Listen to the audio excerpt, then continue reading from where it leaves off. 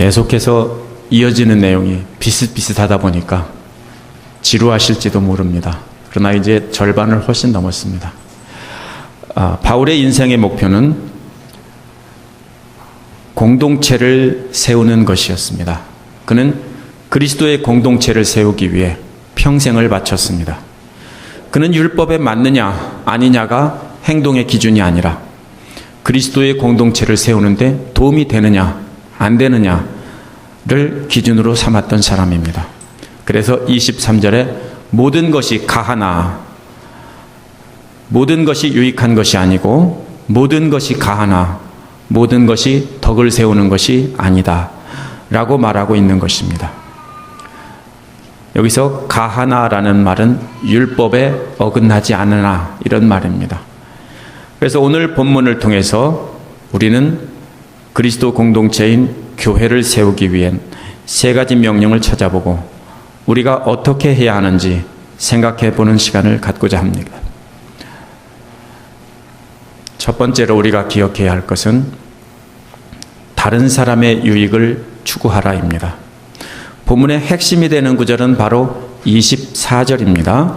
24절은 공동체를 세우기 위해 첫 번째 명령입니다. 24절을 다 함께 읽어보겠습니다. 누구든지 자기 유익을 구치 말고 남의 유익을 구하라. 어떻게 하는 것이 다른 사람의 유익을 구하는 것입니까? 이것에 대한 해답은 25절에서 28절 사이에 나와 있습니다. 여기에 세 가지 경우가 있습니다. 첫 번째 경우는 25절에 나와 있습니다. 시장에서 파는 고기들은 양심을 위하여 묻지 말고 먹으라고 했습니다. 누구의 양심입니까? 누구의 양심을 위해서 묻지 말고 먹으라는 겁니까? 자기의 양심입니까? 다른 사람의 양심입니까? 분명히 다른 사람의 양심입니다. 다른 사람의 양심을 위해서 시장에서 파는 고기는 우상제물인지 아닌지 묻지 말고 먹으라는 것입니다. 그것이 다른 사람의 유익을 구하는 첫 번째 길이라는 겁니다. 시장에서 파는 고기를 우상제물인지 아닌지 묻지 않고 먹는 것이 어째서 남의 유익이 됩니까? 이것을 이해하려면 당시 고기 팔던 시장을 알아야 됩니다. 1세기 First Century 그레코로만 월드에서는 대부분의 시장을 아고라라고 합니다. 그리스어로 아고라라고 하는데 아고라라고 하는 시장은 바로 이방인 신전 페이건 템플 근처에 있었습니다. 이 페이건 템플 근처에 있던 이 시장은 이방인 신전에서 제물로 드렸던 고기를 제사 드린 사람들이 다 먹을 수 없기 때문에 그것을 시장에다 내다 팔았습니다. 그런데 이 우상에 드렸던 제물은 다른 일반 고기에 비해서 훨씬 쌌습니다. 가격이. 질도 좋은 것이고 가격도 쌌습니다. 원래 고기를 살 때 우상 제물인지 아닌지 묻던 사람들이 어떤 사람들이냐면 원래는 유대교 신자들입니다. 유대교 신자들은 율법을 지키는 사람들이기 때문에 주로 철저하게 지켰습니다. 바울은 주로 유대인의 회당을 다니면서 유대인들과 또한 유대교를 믿는 이방인들에게 복음을 전했습니다. 따라서 대부분의 고린도 교회 성도들은 초기의 신자들, 그 중에서 교회 리더가 되는 사람들은 어떤 사람들이냐면 다 유대인이거나 아니면 유대교에 몸담았던 이방인들입니다. 이런 사람들이 교회 리더입니다. 또 바울이 떠난 뒤에 율법주의자들이 교회에 와서 율법에 따라서 우상제물을 먹지 말라고 가르쳤습니다. 하지만 이 말을 따를 수 있는 사람은 오직 부자들밖에 없었습니다. 왜냐하면 오늘날과는 달리 1세기에 그리스 로마 사회의 사람들은 일반 서민들은 고기 먹을 기회가 없었습니다. 우리 나이 드신 권사님들 옛날을 생각하면 됩니다. 옛날에 어리셨을 적에 고기를 1년에 몇 번이나 드셨는지 그것을 생각하면 1세기 로마 사회를 이해하는 데 도움이 됩니다. 자, 고린도 교회 성도들도 역시 고기를 먹는다는 것은 특별한 날이 아니면 불가능했습니다. 사 먹는다고 해도 특별한 날 사 먹는다고 해도 값이 싸고 질이 좋은 우상에게 드렸던 제물을 먹을 수밖에 없었습니다. 돈이 없기 때문에. 그래서 바울은 이 상류층 성도들에게 우상제물을 사 먹을 때, 시장에서 고기를 살 때 묻지 말고 그냥 사 먹으라고 말하고 있는 겁니다. 자, 24절에 보면 남의 유익을 구하라는 말에 비추어 볼 때 양심은 자기 양심이 아닌 다른 사람의 양심을 가리키는 것이 분명합니다. 가난한 성도가 어쩌다가 특별한 날 값비싼 고기를 사가지고 가려고 하는데 부자인 성도가 왔습니다. 고기를 살 때 이거 우상제물이요 아니요? 우상제물이라고 하니까 그럼 우상제물 아닌 거 주시오 라고 한다면은 그 옆에 고기를 사들고 있던 성도의 마음이 어땠겠습니까? 가난한 성도의 마음이. 부자인 고린도 교회 성도는 골라 사 먹을 수 있습니다.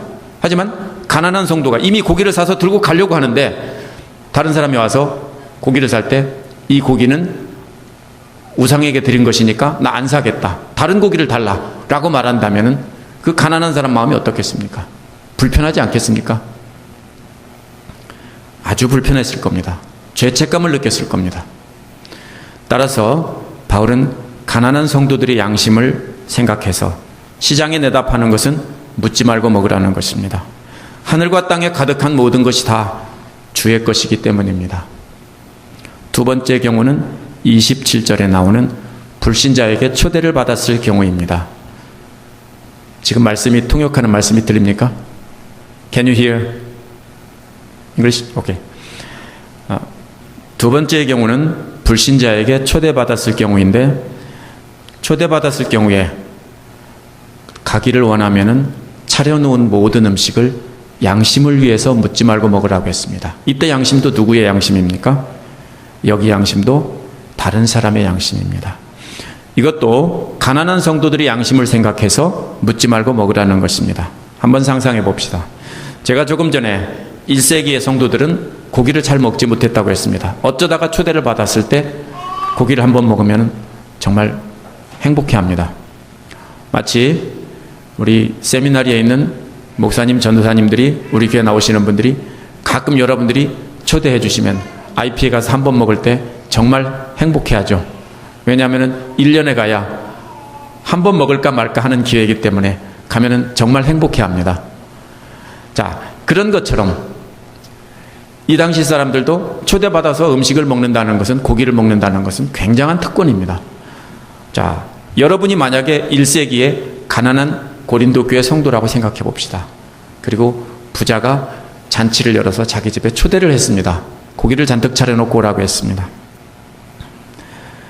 자, 초대한 사람은 당연히 값도 싸고 많은 사람이 먹을 수 있는 질이 좋은 고기를, 우상제물을 사서 대접했을 겁니다.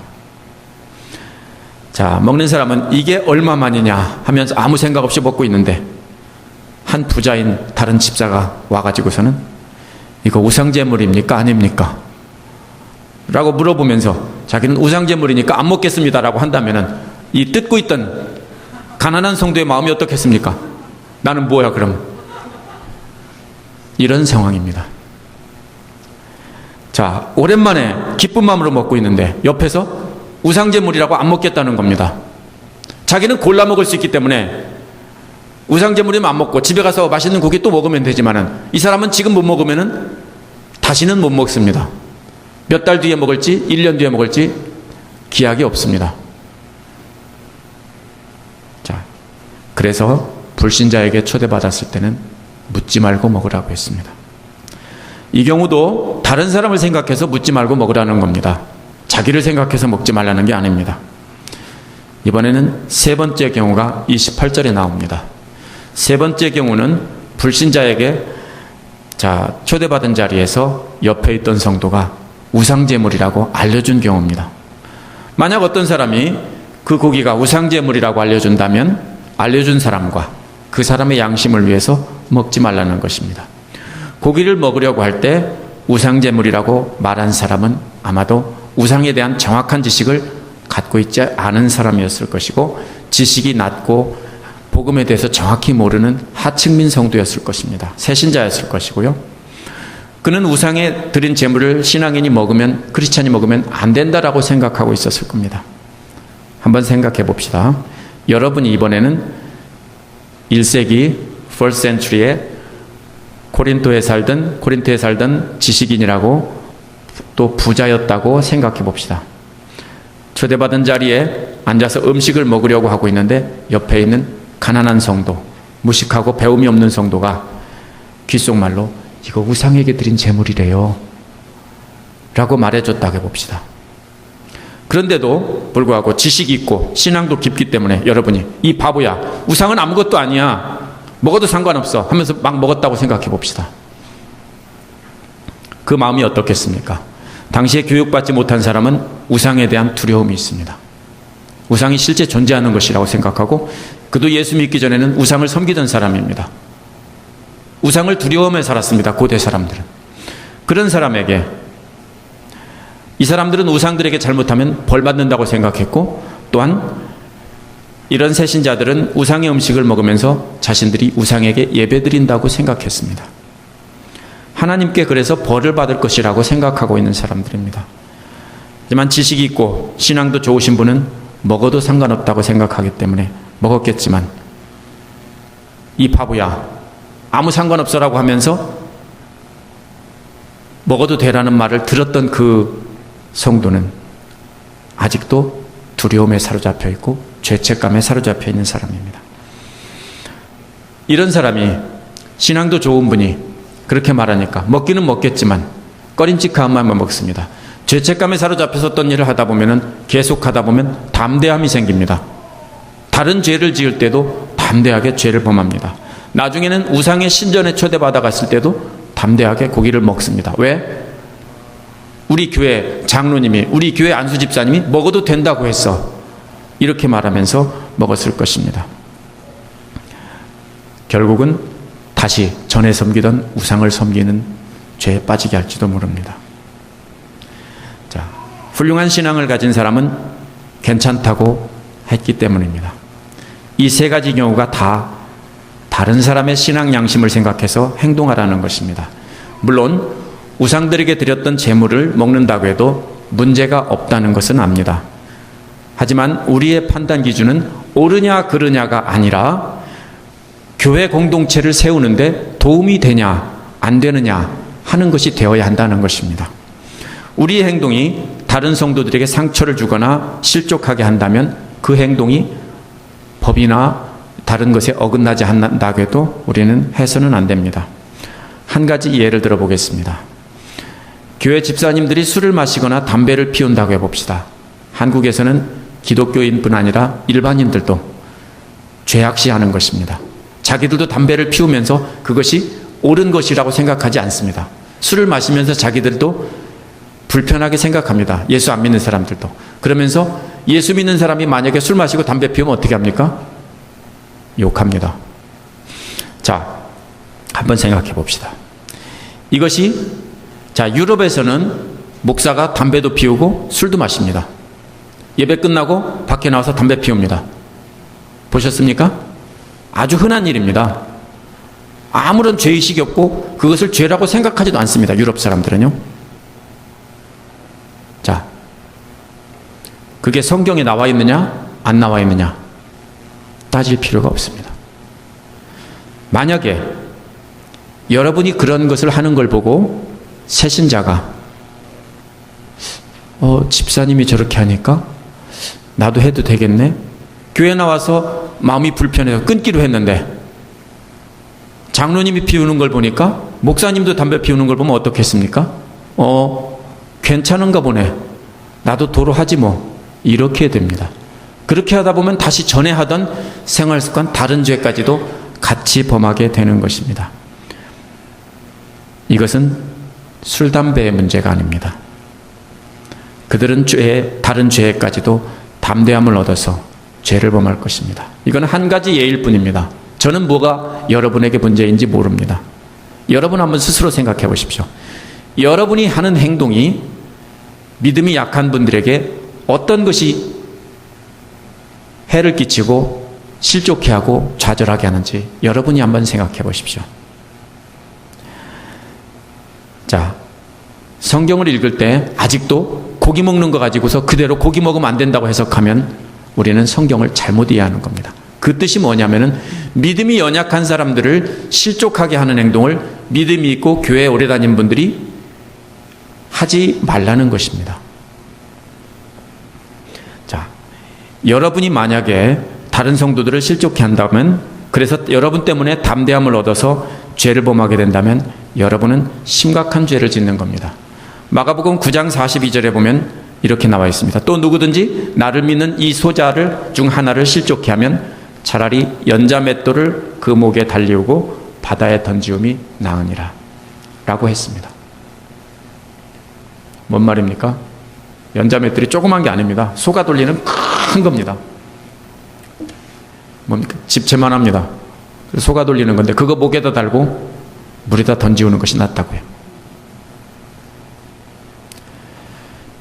우리가 어떤 행동을 할 때 성경에 죄라고 기록되어 있느냐 아니냐를 따질 것이 아니라 믿음이 약한 성도들의 신앙을 키워주는데 도움이 되느냐 아니냐를 생각해야 됩니다.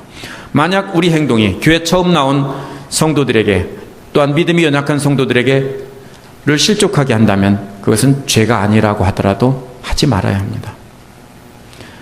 제 전공이 사본 비평학입니다. 그래서 몇 년 동안 신약 성서 사본들을 연구했기 때문에 마이크로필름으로 많이 읽었습니다. 9세기와 10세기의 사본들과 대다수의 동로마 교회 계통의 사본들을 보면 28절과 29절 사이에 26절이 한 번 더 나옵니다. 이것이 오리지널이라고 생각하지는 않습니다, 학자들이. 하지만 이것을 넣어보면은 성경을 이해하는 데 많은 도움을 줍니다. 29절을 이해하는 열쇠가 됩니다. 자, 25절부터 28절까지는 성경을 한번 보십시오. 바울이 우상제물을 먹어야 할 경우와 먹지 말아야 할 경우를 세 가지를 제시했습니다. 자, 바울이 우상제물을 먹어야 할 경우와 먹지 말아야 할 경우 세 가지를 제시했는데 고린도 교회 지혜 있는 자들이 할 수 있는 반대하는 말을 한 번 더 넣은 것입니다. 이런 투의 말입니다. 26절을 28절 뒤에 있다고 생각하고 28절을 눈으로 보신 뒤에 28절 뒤에다가 26절을 한번 넣어서 읽어보십시오. 한번 읽어보겠습니다. 하늘과 땅에 충만한 것이 주의 것입니다. 이게 무슨 말입니까? 이건 바울이 한 말이 아니라 고린도 교회 지혜 있는 자들이 반대하는 말입니다. 하늘과 땅에 있는 모든 것이 다 주의 것이라며 네가 조금 전에 얘기했잖아, 이런 말입니다. 하늘과 땅에 있는 것이 다 주의 것이라며 왜 못 먹게 하는 건데? 이런 말입니다. 자, 이것을 이해하고 읽으면은 29절을 이해하는데 큰 도움이 됩니다. 29절을 이제 함께 읽어보겠습니다. 내가 말한 양심은 너희의 것이 아니요 남의 것이니 어찌하여 내 자유가 남의 양심으로 말미암아 판단을 받으리요. 이것도 잘못됐습니다. 성경이 번역이 잘못됐습니다. 원문은 틀리지 않고 영어도 틀리지 않습니다. 어디까지 끊어야 되냐면 내가 말한 양심은 너희의 것이 아니요 남의 것이다까지 끊어져야 됩니다. 이것은 바울이 한 말입니다. 그 뒤에 것은 바울이 한 말이 아닙니다. 문답형으로 되어 있습니다. 성경이 지금 이거를 이해를 못하면 우리는 엉뚱한 소리를 하게 됩니다. 자, 첫 번째 문장, 내가 말한 양심은 너희의 것이 아니고 남의 것이다. 이것은 바울이 한 말인데요. 29절로 볼 때 25절에서 28절에 나온 모든 양심은 다른 사람의 것이라는 것이 확실해집니다. 왜 너희 양심을 말하는 것이 아니고 다른 사람의 양심을 말하는 것이라고 합니까? 저들은 우상에 대한 지식도 있고 우상은 아무것도 아니고 하늘과 땅에 있는 모든 것이 다 주의 것이라는 것을 알기 때문에 양심에 거리낌이 없는 사람들입니다. 바울은 그들에게 나도 너희가 상관없다고 생각하는 것을 안다. 하지만 나는 너희들 양심을 말하는 게 아니라 다른 사람들의 양심을 말하는 것이다. 이렇게 말하고 있는 것입니다. 우리는 우상이 아무것도 아니라는 것을 알기 때문에 양심에 거리낌이 없다라고 반발하는 고린도 교회의 지혜 있는 자들에게 바울은 너희 양심이 아니고 내가 말하는 것은 다른 사람의 양심을 말하는 거다. 이것이 29절 앞부분입니다. 29절 두 번째 문장은 바울이 말이 아니라 고린도 교회에 반대하는 사람들의 말입니다. 지혜 있는 자들의 예상되는 질문입니다. 어찌하여 내 자유가 남의 양심으로 말미암아 판단을 받느냐? 이것입니다. 이제 이해가 되실 겁니다. 거기에서 29절을 끊으면은 여러분은 앞말과 뒷말이 이해가 되실 것입니다. 이 무슨 말입니까? 우리가 먹는 것까지 남의 눈치 봐야 되냐? 이런 뜻이고, 한국 속담에 남이야 전봇대로 이빨을 쑤시든 말든 그게 무슨 상관이냐, 이런 식의 말입니다. 30절도 29절에 이어지는 고린도 교회의 지혜 있는 자들의 반대 질문입니다. 내가 감사함으로 참여한다면 감사하면서 먹는 것이 어떻게 해서 신성모독이 되느냐, 이렇게 반발하고 있는 것입니다. 이렇게 반발하고 있는 고린도 교회 지혜 있는 자들에게 바울은 두 번째로 명령하고 있습니다. 그 두 번째로 하는 명령은 하나님 영광을 위해서 하라는 것입니다.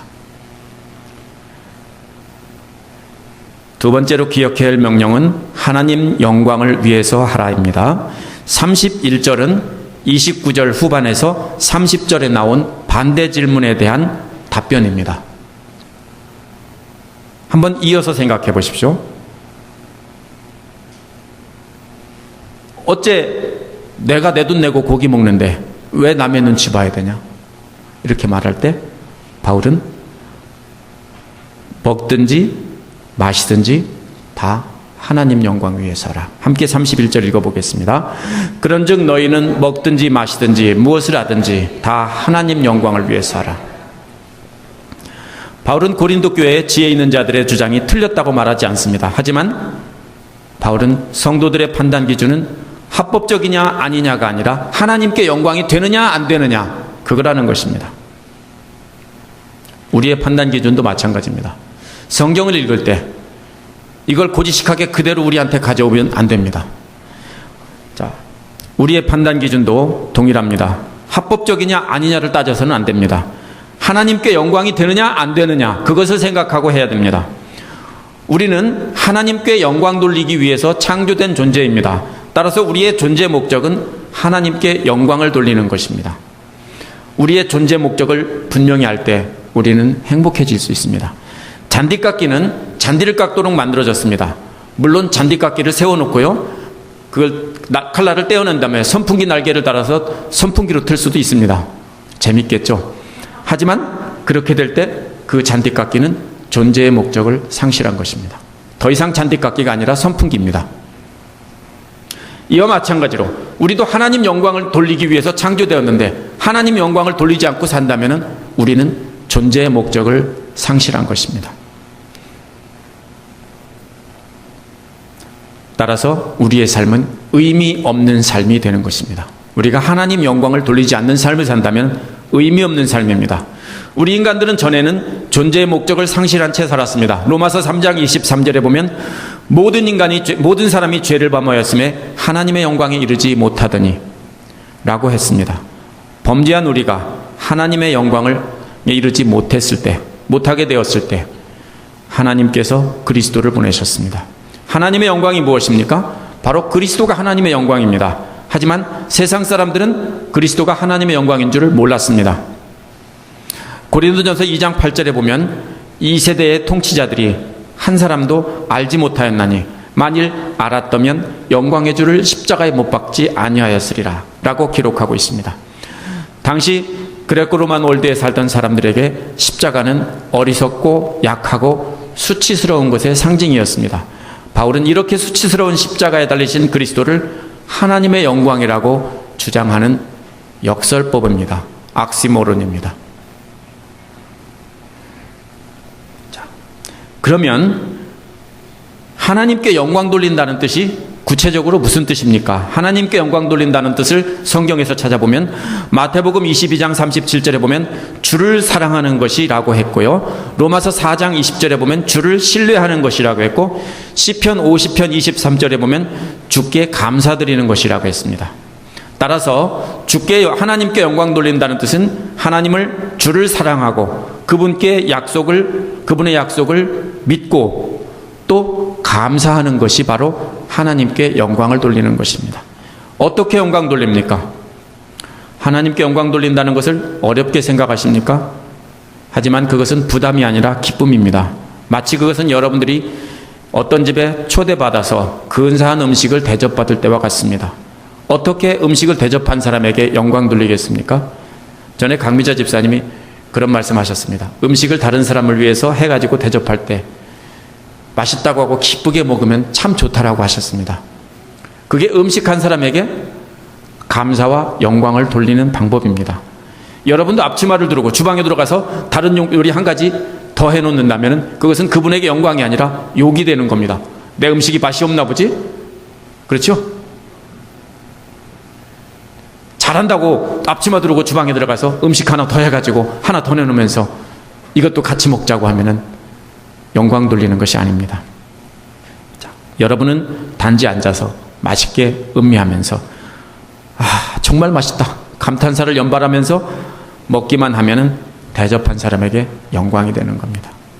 이와 마찬가지로 우리도 하나님께서 창조하신 목적대로 살면서 하나님께 그 기쁨을 표현하면은 그것이 하나님께 영광이 되는 겁니다. 이것은 절대로 부담이 아니라 기쁨입니다. 알루미늄으로 된 합금으로 된 튼튼한 가볍고 튼튼한 다리가 새롭게 세워졌다고 합시다. 이 빌락시 어느 곳에다가 어떻게 하는 것이 그 다리를 건설한 사람에게 영광이 되는 겁니까? 여러분도 알루미늄 합금으로 된 그 파트 하나 갖다가 여기가 약할 것 같은데 하나 더 달아 붙이고서는 그게 하나님 그 만든 사람에게 영광이 되는 겁니까? 영광이 아니라 수치가 되는 겁니다.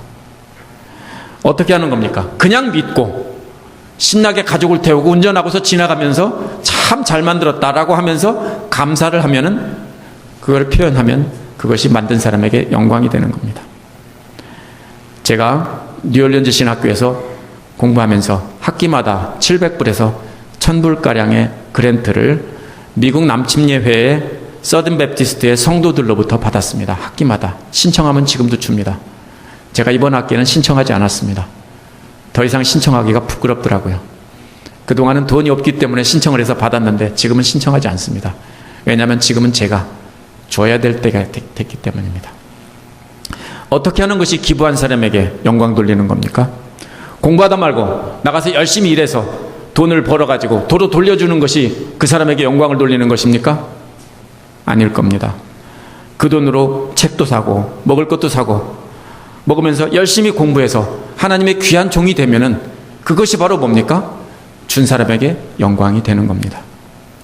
그리고 그 기쁨을 감사로 담아서 카드를 예쁘게 써서 보내기만 하면은 그것이 그 사람에게 영광이 되는 겁니다. 우리도 마찬가지입니다. 하나님께 감사와 영광을 돌리는 삶을 살아야 하는 것입니다.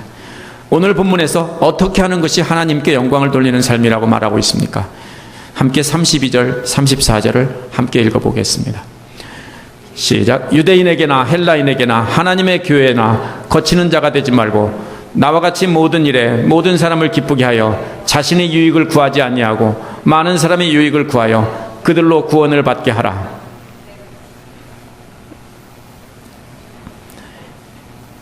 여기에서 유대인들은 유대교를 믿는 사람들을 말하고요, 헬라인들은 이방 종교를 믿는 사람들을 말합니다.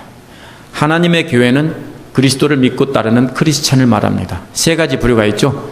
유대교 믿는 사람에게나 이방 종교 믿는 사람에게나 하나님의 교회에게나 하나님을 믿는 사람이나 어떻게 됩니까? 온 세상 사람 다.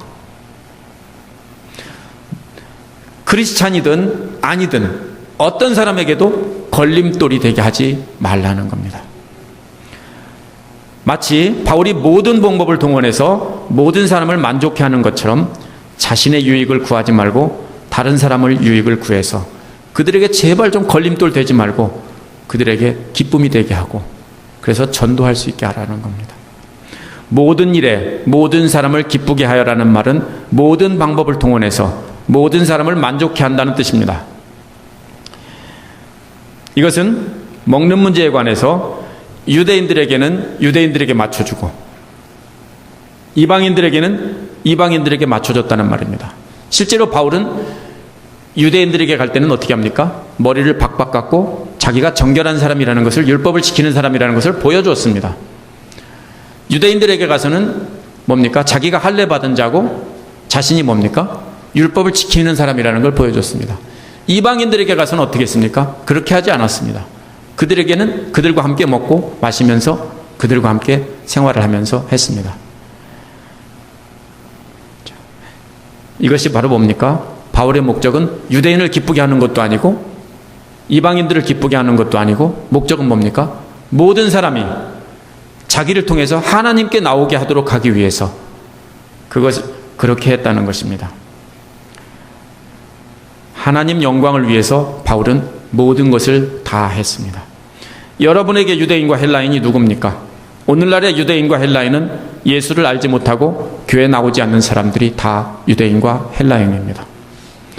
하나님의 교회는 물론 그리스도를 믿는 믿음의 형제들을 말합니다. 따라서 불신자에게든 믿음의 형제인 신자들에게든 걸림돌이 되지 말라는 겁니다.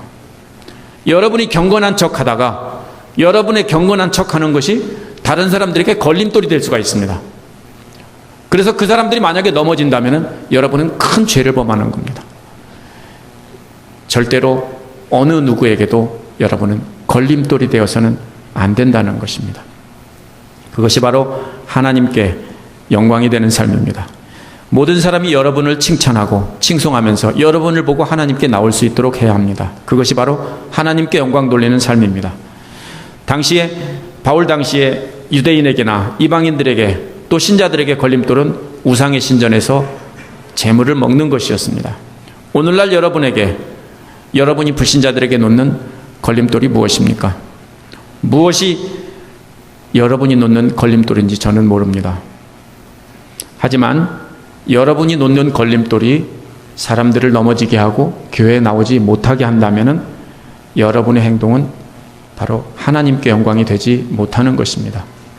만약 믿는 사람이 안 믿는 사람에게 돈 꺼가고 제때에 안 갚는다고 한다면 어떻게 되겠습니까? 욕하겠죠?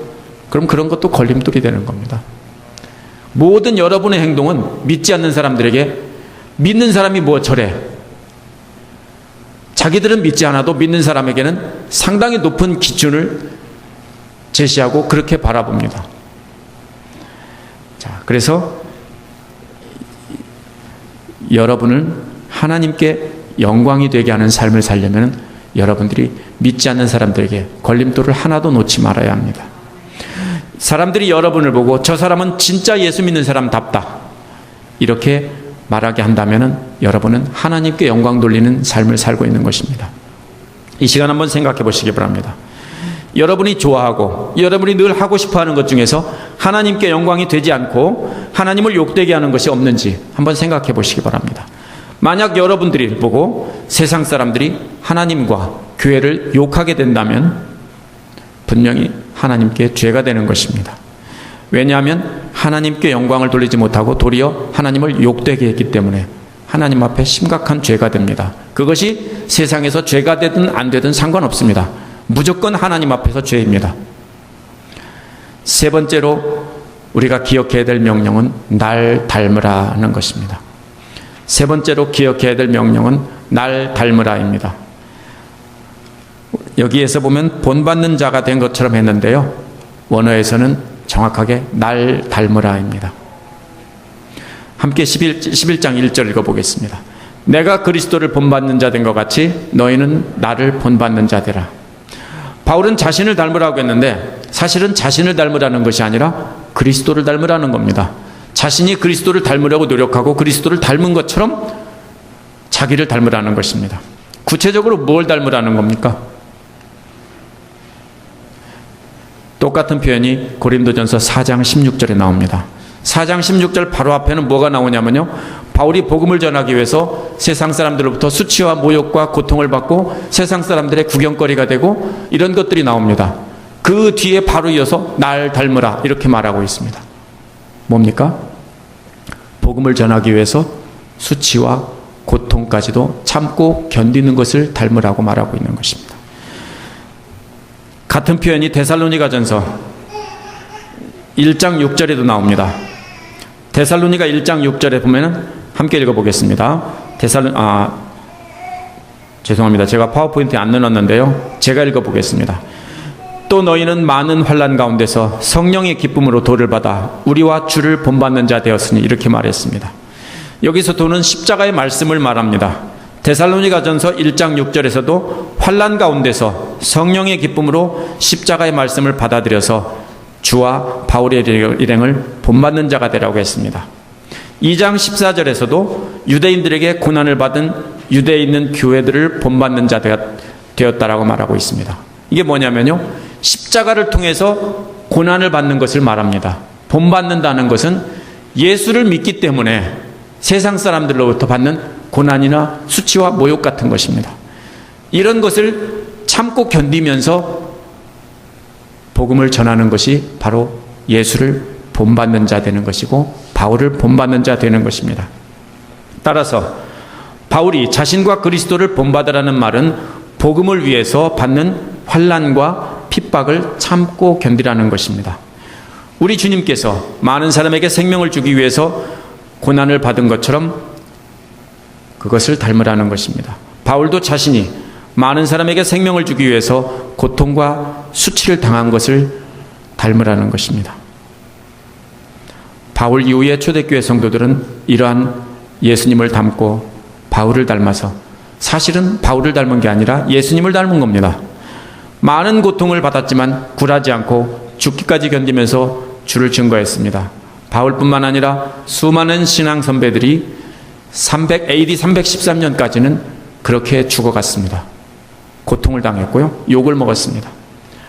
참고 견디면서 복음을 전했습니다. 어떤 이들은 순교까지 하면서 주를 본받는 자가 됐습니다. 그 중에 유명한 사람이 폴리캅이라는 사람입니다. 폴리캅은 AD 69년에 태어나서 155년에 순교했습니다. 요한복음을 지은 사도 요한의 직접 제자였습니다. 이런 사람을 속사도라고 부릅니다. 그리고 처치파더라고 부르는데요, 서머나 교회의 감독이었습니다. 폴리캅은 원수의 박해에도 사랑과 겸손과 기도로 그들을 위해서 기도하는 삶을 살았습니다. 그의 마지막 순교 장면은 감동적인 실화로 기록에 남아 있습니다. 그는 안토니우스 황제 때 기독교 신앙을 지켰다는 이유로 로마 군인에게 체포되었습니다. 서머나의 로마 프로콘술, 뭐라고 해야 됩니까? 총독이라고 번역해야 되는지, 감독이라고 번역해야 되는지, 지사라고 번역해야 되는지 모릅니다. 하여튼 서머나의 가장 높은 로마 관리입니다. 그 사람은 폴리캅이 나이가 너무 많고 또 아주 점잖은 사람이었기 때문에 로마 황제가 주이시다 라고 선언을 하게 하고 로마 황제의 상 앞에 분향하기만 하면은 풀어주려고 했습니다. 그래서 그렇게 하라고 제안을 했습니다. 로마 황제가 주시고 예수 그리스도는 주가 아니다, 이거 말 한마디만 하고 향 한 주먹 집어서 로마 황제 상 앞에다가 뿌리기만 하면 돼. 그러면 내가 널 살려줄게.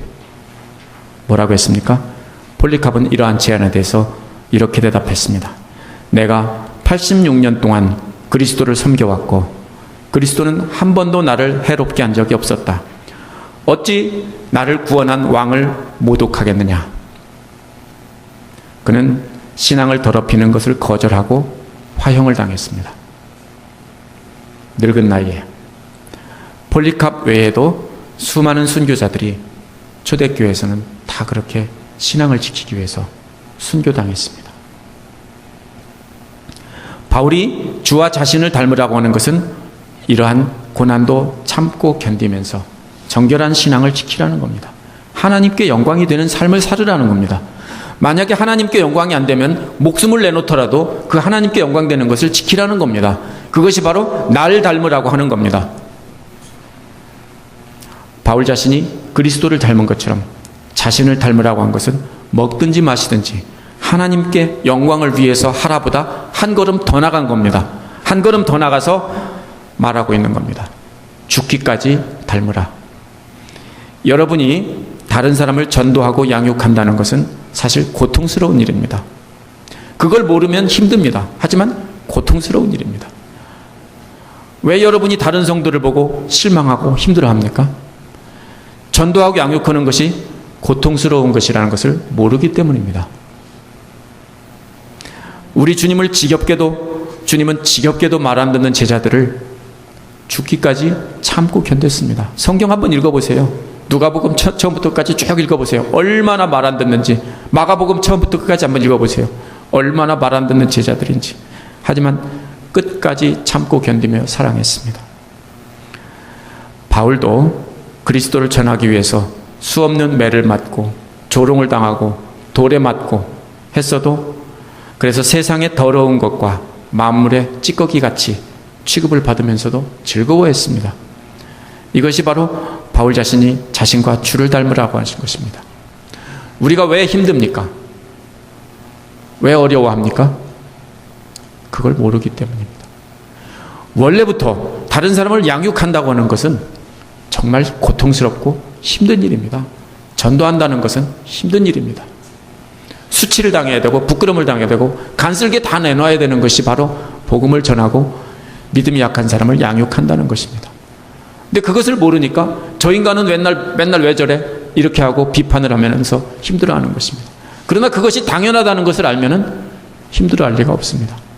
여러분 자녀를 키우는 걸 생각하십시오. 자녀를 키울 때는 어떻습니까? 말을 안 들어도 예쁘죠? 말 안 들을 때는 밉지만 돌아서면 또 잊어버리잖아요. 왜 그러냐면 우리가 그리스도의 사랑이 없기 때문에 힘든 겁니다. 그래서 날 닮으라고 말하는 것은 그리스도의 사랑을 닮아서 그렇게 사랑하라는 겁니다. 참기 힘들어도 고통스러워도 참고 견디라는 겁니다. 말씀을 정리해 보겠습니다. 우리는 다른 사람의 유익을 구해야 합니다. 여러분이 행동할 때 성경에 나타난 죄냐 아니냐 따질 필요가 없습니다. 다른 형제자매들을 세우는데 도움이 된다면 해야 되고 교회를 세우는데 도움이 된다면 해야 합니다. 하지만 그 반대로 형제를 세우고 교회를 세우는데 도움이 안 된다면 아무리 자기에게 유익이 돼도 하지 말아야 합니다. 만약 형제자매에게 신앙의 해가 되고 그들에게 덕이 안 된다면 여러분이 좋아하는 것을 포기하십시오. 그래서 바울은 자신이 고기 먹는 걸 좋아하지만 평생 고기를 안 먹겠다라고 했습니다. 자기는 이것저것도 다 싫어서 어려운 사람들을 위해서 그들에게 상처 주지 않기 위해서 자기는 평생 고기 먹는 것을 포기하겠다. 우리의 행동의 판단 기준은 하나님께 영광이 되느냐 안 되느냐 하는 것입니다. 하나님께 영광 돌리는 것은 많은 사람이 주님께 나와서 주님을 찬양하게 하는 겁니다. 나를 보고 주님을 보게 하는 겁니다. 내 행동을 보고 사람들이 나도 교회 가고 싶고 나도 저 사람처럼 되고 싶다. 저 사람은 무엇이 있길래 저렇게 기쁘고 즐거운지 그것이 되고 싶다라는 것입니다. 그것이 바로 우리가 하나님께 영광을 돌리는 것입니다. 여러분이 좋아하는 것이 하나님께 영광이 안 된다면 여러분은 포기하시기 바랍니다. 우리는 하나님께 영광이 되는 행동을 해야 될 뿐 아니라 복음을 위해서 고난까지도 참고 견뎌야 하고 때로는 죽기까지 참고 견뎌야 합니다. 그리스도께서 우리를 구원하시기 위해서 십자가에서 모진 고통을 참으신 것을 닮아야 하고 바울이 수많은 고통을 견딘 것을 닮아야 합니다. 바울이 날 닮으라고 한 것처럼 여러분도 다른 사람에게 나를 닮으십시오. 이렇게 말할 수 있어야 됩니다. 우리 교회를 세우는데 전력을 다하고 하나님께 영광을 돌리는 살면서 어떤 고통도 참고 견딘다면 우리를 통해서 하나님의 나라가 굳게 서고 하나님 기뻐하시는 교회가 될 것입니다. 그러므로 여러분 날 닮으십시오. 이렇게 말할 수 있는 여러분 되길 바랍니다. 시간 기도하겠습니다.